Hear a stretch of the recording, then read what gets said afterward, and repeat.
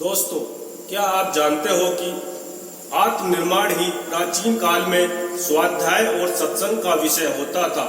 आज साधना का अर्थ केवल भजन पूजन समझ लिया जाता है और किसी देवी देवता से कुछ सिद्धि वरदान प्राप्त करना या परलोक में मुक्ति का अधिकारी बनना इसका उद्देश्य माना जाता है। साधना के अंतर्गत यह बात भी आती है, पर उसका क्षेत्र इतना ही नहीं, इससे कहीं अधिक विस्तृत है। स्वाध्याय और सत्संग, चिंतन और मनन, यह चार उपाय अपनी अंतः भूमि के निरीक्षण करने, परीक्षण करने, त्रुटियों और दोषों को समझने और कुविचारों को त्याग कर सत्कृत्यों की तरफ अपने आप को बढ़ाने के हैं। यह चार उपाय ही साधना के अंग हैं। जीवन समस्याओं को सुलझाने में सहायक होते हैं। मेरे भाई, क्या आप जानते हो कि गुरुजन भी आत्मनिर्माण के विषय की शिक्षा दिया करते थे। उच्च शिक्षा वस्तुतः यही है, कला कौशल की अर्थकारी विद्या जो स्कूलों में आज पढ़ाई जाती है, वह तुम्हारी जानकारी और कुशलता को तो बढ़ा सकती है, पर आदतों और दृष्टिकोण को सुधारने की उसमें कोई व्यवस्था नहीं की गई है।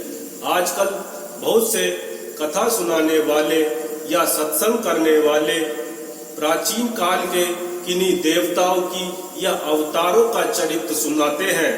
स्वर्ग की प्राप्ति और मुक्ति की चर्चा तो करते हैं, पर तुम्हें यह कभी नहीं बताते कि तुम अपने व्यक्तित्व का विकास कैसे करोगे। आत्मनिर्माण के बारे में कोई नहीं बताता है। मेरे भाई, आत्मनिर्माण का विषय इतना महत्वहीन नहीं है कि उसे विधिवत जानने समझने के लिए कहीं कोई स्थान ही ना मिले। ज्ञान की प्रशंसा तो लोग करते हैं, उसकी आवश्यकता भी अनुभव करते हैं, पर आत्मज्ञान जैसे उपयोगी विषय की ओर कुछ भी ध्यान नहीं देते हैं। क्या आप जानते हो कि तुम्हें आत्मविद्या और आत्मज्ञान का आरंभ अपनी छोटी छोटी आदतों के बारे में जानने और छोटी छोटी बातों को सुधारने से ही हो सकता है। तुम्हें कब सोना है, कब जागना है, इसका ज्ञान तुम्हें बोलने और बात करने की समझ भी नहीं है। क्या और कैसे खाना है तुम्हें पता ही नहीं है। तुम्हें चलना फिरना भी सही ढंग से नहीं आता है, तो फिर तुम वह आत्मा और परमात्मा ऊंची शिक्षा को व्यवहारिक जीवन में कैसे ढाल सकोगे, इसमें पूरा संदेह है। आत्मज्ञान का आरंभ अपनी आंतरिक स्थिति को जानने से होता है। अपनी छोटी छोटी आदतों के द्वारा उत्पन्न हो सकने वाले बड़े बड़े परिणामों को समझने से होता है।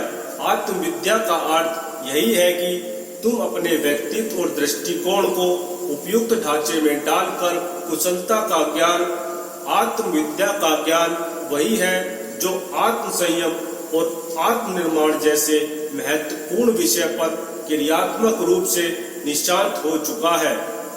वेदांत, गीता और दर्शन शास्त्र को घोटते रहने वाले, उन पर लंबे चौड़े प्रवचन करने वाले आचरण रहित वक्ता को नहीं, आत्मज्ञानी को, उस व्यक्ति को कहा जाएगा जो अपने मन की दुर्बलता को सतर्क रहता है और अपने आप को ठीक दिशा में ढालने के लिए निरंतर प्रश्न करता रहता है, चाहे वे अशिक्षित ही क्यों न हो।